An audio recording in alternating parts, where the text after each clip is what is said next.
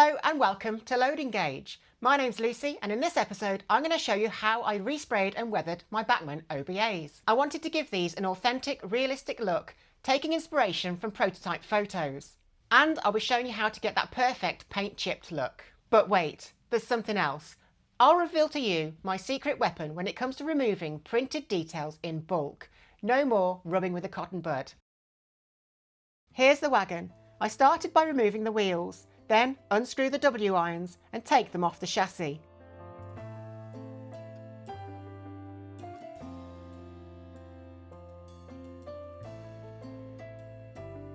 Next, I carefully remove the buffers using a pair of long-nosed tweezers, just gently easing them from the body side.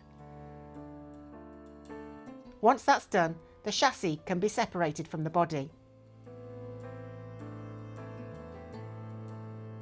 Using pliers, I pull out the plastic coupling hooks from each end.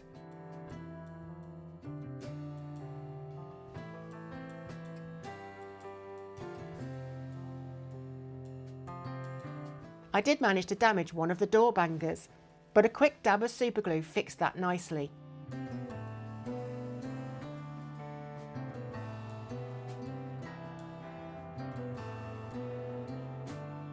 It looks straight. I'll leave it to dry for 10 minutes. Now I've already removed the printed details from the wagons, and I'll show you later how I do that with minimal effort. There are a few printed markings I want to keep though, so I mask those with 2mm Tamiya tape, pressing it down with a cocktail stick to make sure no paint bleeds underneath.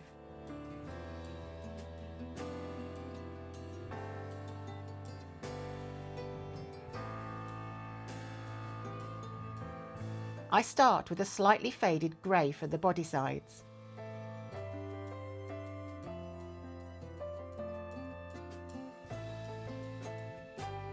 Once dry, I mask up the grey areas using 18mm tape. I stick the tape onto the cutting mat and cut it to length using the 1cm grid. 139mm for this wagon.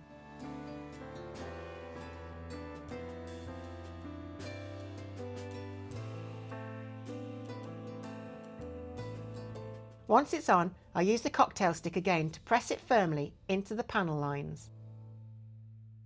It's worth taking your time with this step. Good masking makes all the difference.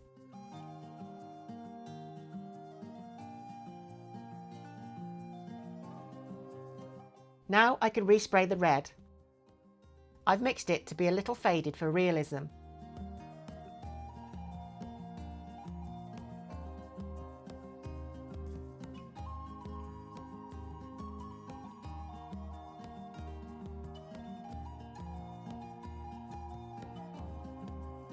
Once the red is dry, I spray the inside of the wagon with Vallejo chipping medium. This clear coat will let me create chipping paint effects later using just water. It's brilliant stuff.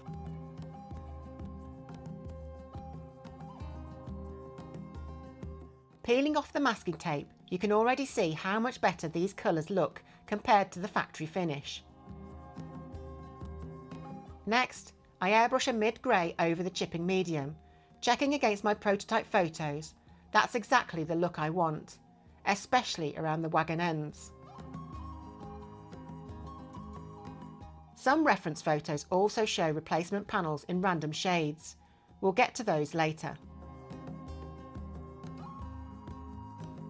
For the deck, I paint the planks charcoal grey first and leave it to dry.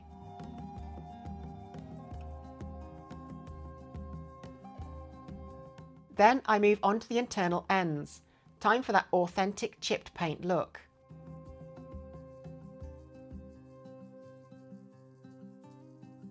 The chipping medium reacts to water, so with a cocktail stick dipped in water, I gently tap the paint to reveal the dark grey underneath.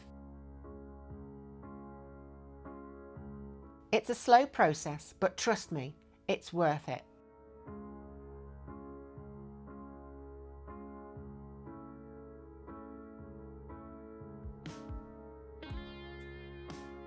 Back to the floor.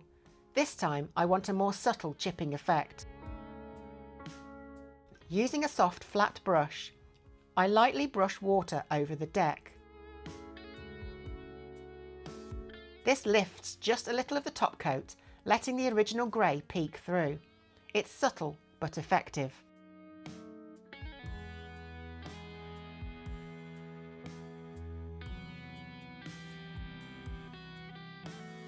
On the buffer beam, I repaint it by hand using charcoal grey with a fine brush.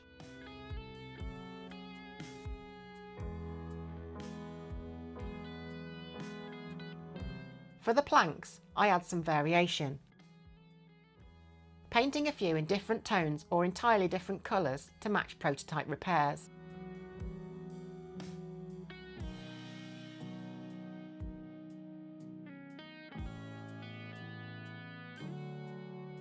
Then I add some wood tones to the deck using leather brown and worn stone. I'm using a cheap makeup brush for dry brushing. They're perfect for this kind of soft texture work. Dab most of the paint off on a paper towel, then gently sweep it over the surface to bring out the highlights and shadows. It's all about subtlety here, texture and tone.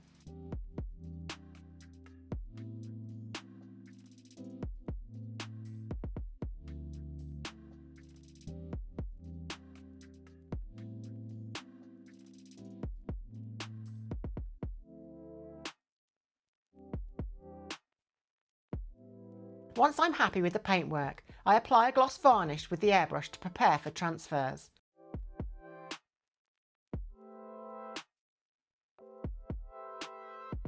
When it's dry, I cut out the markings I need from this Railtech Transfers sheet. I soak them in water, position them carefully and press them down with a bit of paper towel.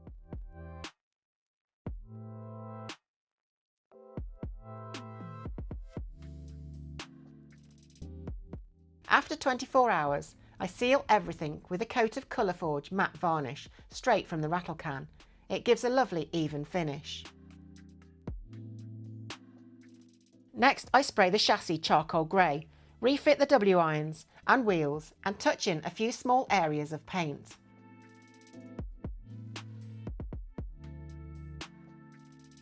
The buffers go back in, a simple push fit.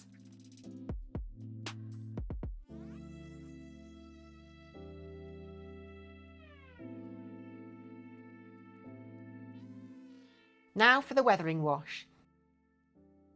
If you've seen my other videos, you'll know my go-to is the Flory Models Dark Wash. I brush it over the body sides and ends, and then use a clean damp sponge to wipe it downward, creating those natural rain streaks and grime patterns. They're really starting to look the part now.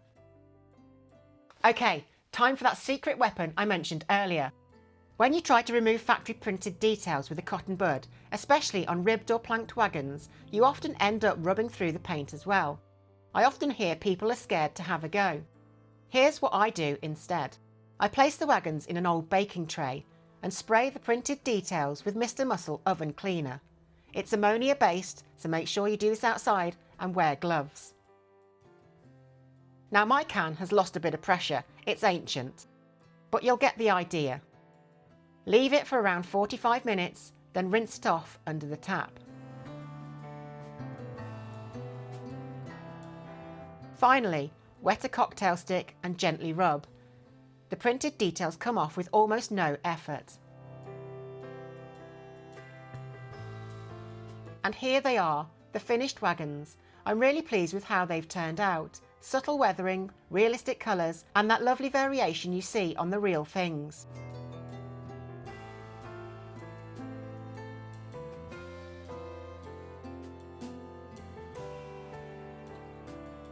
I'd love to know what you think of these, so drop me a comment below and let me know your thoughts. A lot of you have been asking about my new layout build Buxton, and it's good news. I will be making a start with this over the coming weeks.